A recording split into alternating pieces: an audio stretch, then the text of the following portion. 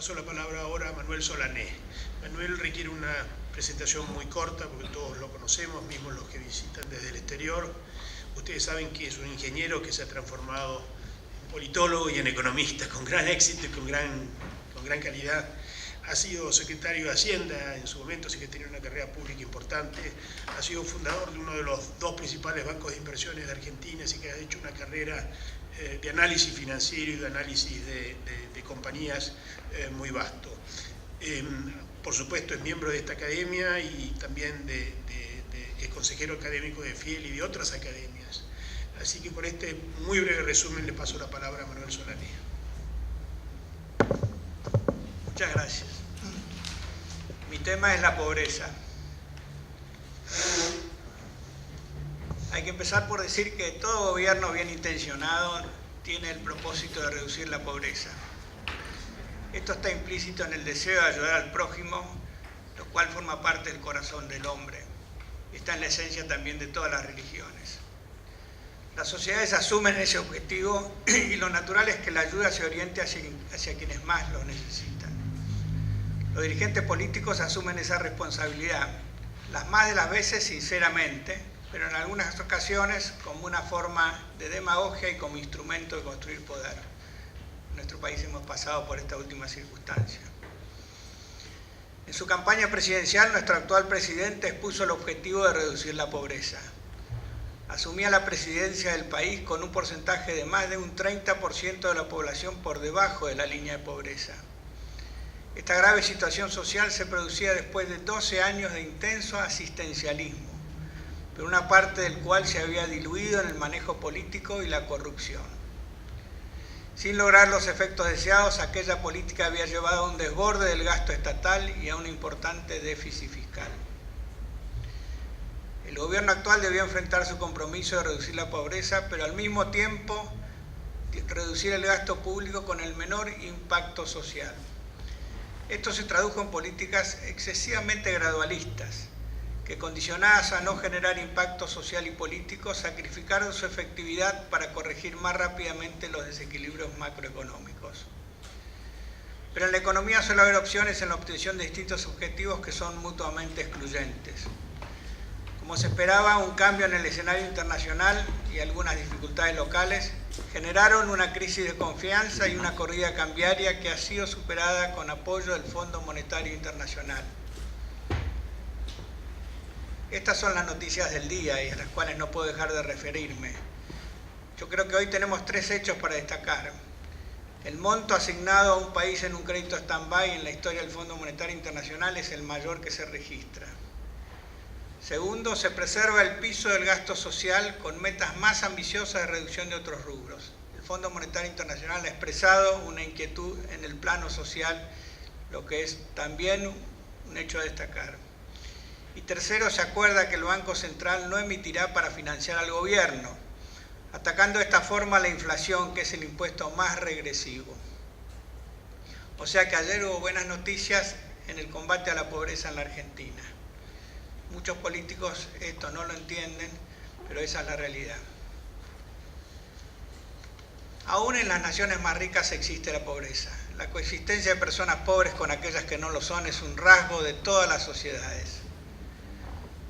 Los intentos de reducir la pobreza mediante mecanismos fuertemente redistributivos o por la colectivización de los medios de producción solo han logrado nivelar para abajo y crear más pobreza.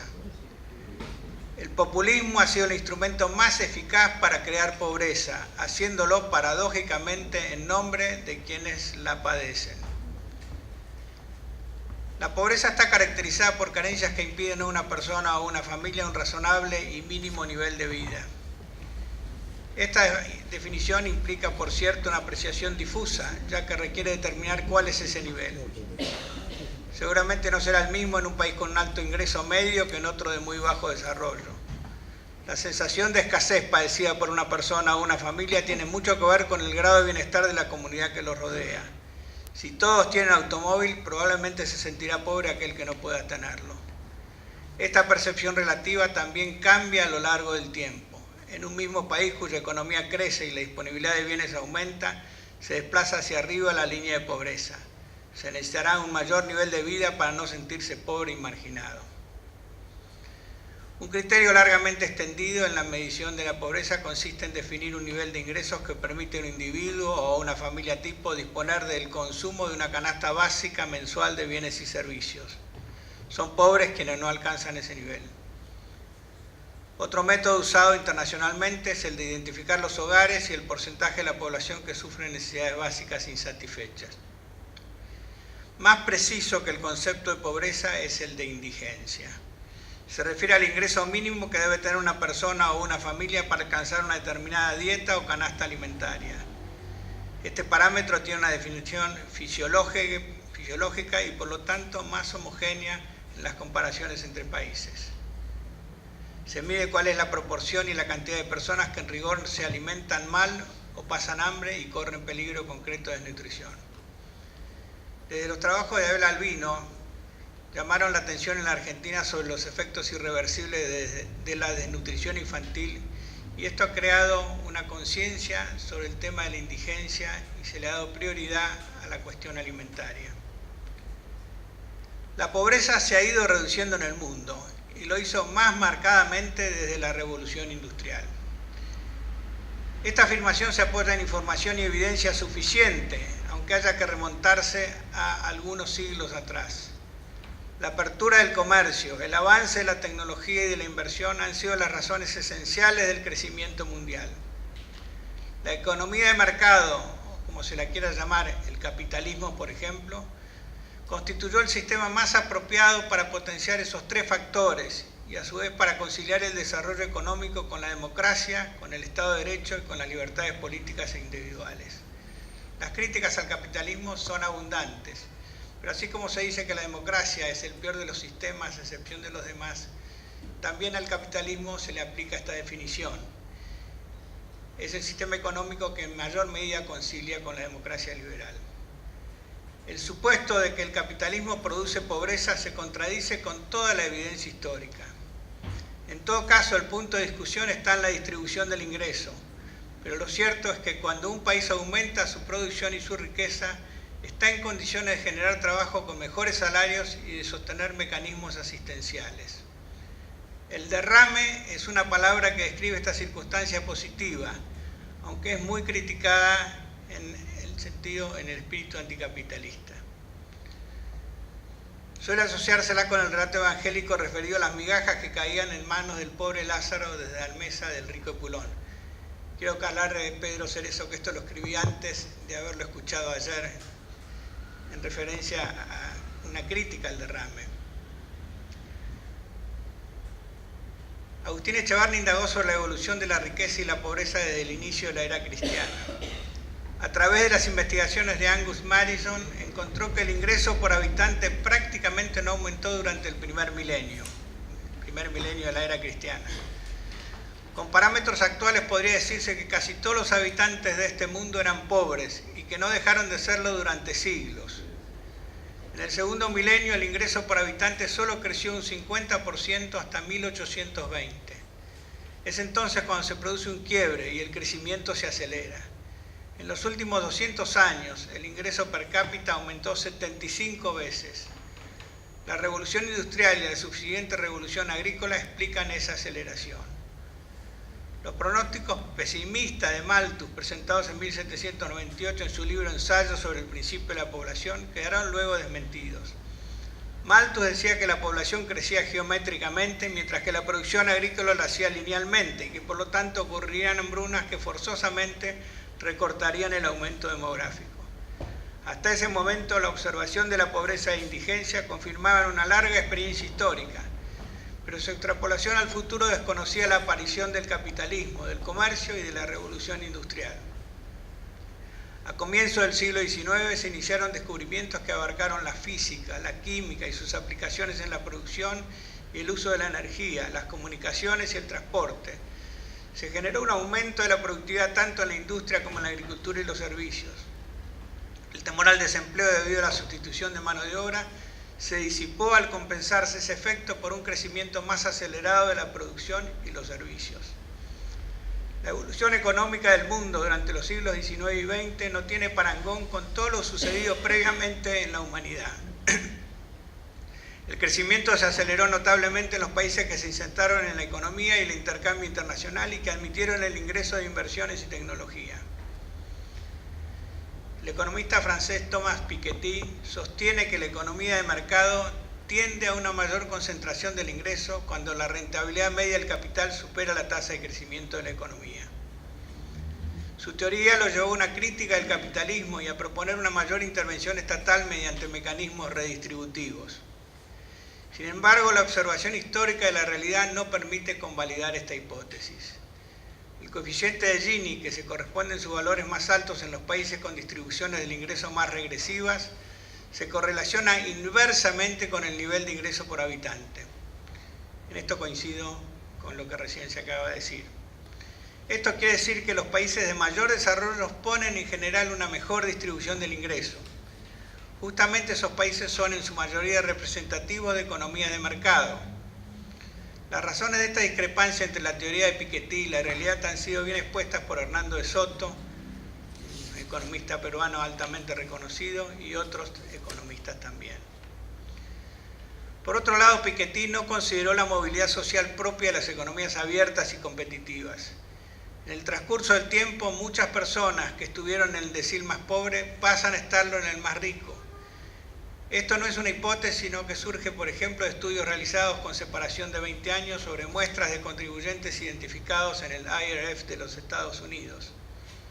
El tema de la movilidad es un tema bien importante a tener en cuenta, ya que no son los mismos los pobres de hoy que los pobres de mañana, y hay países como el nuestro, que si bien tuvieron oportunamente una estructura de base agrícola, sea por la ley de la sucesión, sea por la fuerte inmigración, sea por el impulso dado a la educación, tuvieron un esquema de movilidad altamente reconocido.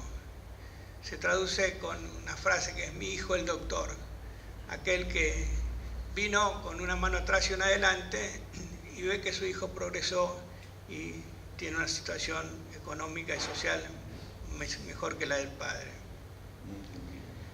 La visibilidad de la pobreza tiene mucho que ver con la forma en que se la atiende o también que se la oculta. El hecho más característico es el de la presencia en la vía pública de personas en situación de calle o ejerciendo la mendicidad, aunque no todas lo estén por su pobreza y por no poder pagar una vivienda. En estos tiempos muchos caen en esa situación a consecuencia de la droga o el alcoholismo. También los hay por sufrir una discapacidad o por un desequilibrio mental. Algunos gobiernos disponen de normas que permiten ejercer autoridad para llevar a esas personas a institutos de tratamiento, hospicios u otras instituciones en donde son tratados. Nuestro gobierno, tanto nacional como gran parte de los provinciales y municipales, por un prurito injustificado, han dictado leyes que prohíben ejercer autoridad para remover y dar alojamiento y cuidado a personas sin techo cuando ellas no lo requieran. Esto ocurre aunque las facilidades existan. La consecuencia es una percepción sobreestimada de la pobreza y de su aumento en los últimos años. Ojo, con esto no quiero decir que debe esconderse la pobreza, sería muy hipócrita de mi parte, sino que debe atenderse a quienes caen en situaciones extremas en beneficio de ellos mismos. Esto ocurre en forma similar con la permisividad para que se desarrollen ciertas actividades que entran en conflicto con el orden y la limpieza. Es, por ejemplo, el caso de los llamados cartoneros, que en ciudades importantes como Buenos Aires se les permite revisar y extraer objetos o materiales de los contenedores de basuras que esperan su recolección. Al hacer su tarea en la vía pública se crea una desagradable situación y las personas que lo hacen corren peligro también en su salud. Bueno, estos son temas que son anecdóticos, pero son muy importantes para los visitantes extranjeros, por eso quería yo incluirlo en esta exposición. Es un error de muchos gobiernos creer que admitiendo estas actividades se atiende la pobreza. La realidad es que no solo no se la corrige, sino que se la inserta en ambientes mafiosos y delictuales sin darle soluciones perdurables. Otra de las características de la pobreza urbana en países de medianos y aún altos ingresos es que tiende a concentrarse en determinados lugares o zonas de las ciudades. Puede ocurrir en áreas en que en una época fueron de alta calidad, pero que se degradaron obedeciendo a una causa inicial que luego se alimentó a sí misma. Puede haber sido originalmente una enfermedad contagiosa, epidémica, o la instalación de una actividad de un grupo socialmente rechazado, un problema de contaminación, un comportamiento aberrante, ausencia de seguridad, etc. Allí cae el valor de la tierra y las edificaciones y lo que impulsa una mayor concurrencia al lugar desde quienes tienen menor prestigio social. Y en el extremo viene la palabra intrusar y la aparición de construcciones precarias, sin agua corriente ni hacinamiento. Son las villas de emergencia. Esto es un hecho en Latinoamérica muy obvio. Quienes hayan ido a las grandes ciudades, inclusive la nuestra, la van a percibir. El asistencialismo es un paliativo, pero no una solución. Un dicho muy conocido es que a una persona necesitada, mejor que darle pescado es enseñarle a pescar. Esto implica una definición filosófica y metodológica también. El dar pescado es el asistencialismo en todas sus variantes. El enseñar a pescar es la educación, es alentar el ahorro, a emprender, son los microcréditos, es la competencia. Los subsidios que no estén acompañados de estos instrumentos crean dependencia y acostumbramiento. Quienes lo reciben pierden su vocación por el trabajo y hasta se convence de que constituyen un derecho. El asistencialismo, como todos los ismos, se refiere a la exaltación de una forma de proceder o de pensar. No debe confundirse con la muy loable ayuda a los más necesitados. Es la extensión de esa ayuda estatal a una franja amplia de la población, definiéndola como una política de Estado y en ese curso, frecuentemente, desviándola a fines electoralistas. El asistencialismo es uno de los frentes de acción del populismo. Suele derivar en una captación de apoyos electorales utilizando punteros políticos que frecuentemente se quedan con una parte de los fondos. De estos desvíos y vicios hay una amplia experiencia histórica en nuestro país. No tengo más que decir de que en 15 años el número de subsidios catalogados como planes sociales aumentó de 1 millón a 8 millones actualmente.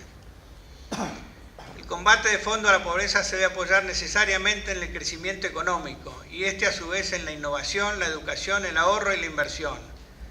La pretensión de resolver el problema a partir de la redistribución del ingreso por medio del asistencialismo o empleando el sistema impositivo lleva necesariamente a generar un círculo vicioso y al fracaso. La distribución del ingreso en plazos cortos puede mejorarse solo con intervenciones que quiten a unos para darle a otros. Esto puede hacerse mediante impuestos diferenciados o con subsidios. Usualmente la presión impositiva afecta ya sea los costos de producir, ya sea la estructura de precios relativos y de esta forma los incentivos para invertir. El redistribucionismo a través de impuestos y subsidios desalienta el ahorro y la inversión por lo tanto. Consecuentemente reduce el crecimiento afectando la ocupación y el salario real. Esto genera mayor presión social y nuevos reclamos por incrementar los subsidios y así sucesivamente. Es un problema circular del que es difícil escapar, como lo hemos advertido en nuestro país y en muchos otros en los últimos años. La educación es el instrumento más eficaz para mejorar la distribución del ingreso, elevando el de todos, es decir, igualando hacia arriba y no hacia abajo. A través de la educación los gobiernos deben buscar la igualdad de oportunidades. A esto apunta la educación gratuita o parcialmente subsidiada en los niveles primario y secundario. También ese objetivo deben orientarse en las políticas de salud, principalmente las referidas a una correcta nutrición en los primeros años de vida. La educación debe adaptarse a los rápidos avances de la tecnología informática. Ya no solo debe superarse el analfabetismo y el aprendizaje de las ciencias. Se habla de personas instruidas pero que permanecen como analfabetos digitales. Las oportunidades laborales están cada vez más orientadas a quienes dominan la informática, el procesamiento de datos y las nuevas tecnologías. La robotización va gradualmente sustituyendo al trabajo no especializado y lo hace tanto más rápido cuanto más se intenta proteger a los trabajadores de esa sustitución y cuanto más onerosas sean las cargas sobre el salario. Los esfuerzos por neutralizar los efectos de la robotización sobre el empleo mediante regulaciones laborales son finalmente contraproducentes. Dan lugar a casos tan ridículos como varios operarios sentados mirando como solo uno de ellos opera toda una línea de robots. No se debe ir contra la tecnología y la automatización mediante rigideces en la normativa laboral. Por lo contrario, debe flexibilizarse y poner prioridad en la educación. Estados Unidos es el país desarrollado que expone la menor tasa de desempleo y al mismo tiempo la mayor flexibilidad para el despido y la contratación. En resumen, creo que las políticas eficaces para la reducción de la pobreza deben incorporar programas educativos, además de desregulaciones y flexibilización laboral. A partir de estas condiciones básicas, está demostrado que la creación de empleo se apoya principalmente en las nuevas inversiones, más que en las empresas ya existentes. El combate a la pobreza requiere modelos económicos que incentiven la inversión productiva. El redistribucionismo y el asistencialismo con criterios y excesos populistas anula esos incentivos y suele terminar en desequilibrios macroeconómicos. El modelo apropiado es el de educar, el de una solidez fiscal con moderación impositiva y asistencial, en un marco de economía abierta y competitiva, con un gobierno respetuoso de la propiedad y del Estado de Derecho. Gracias.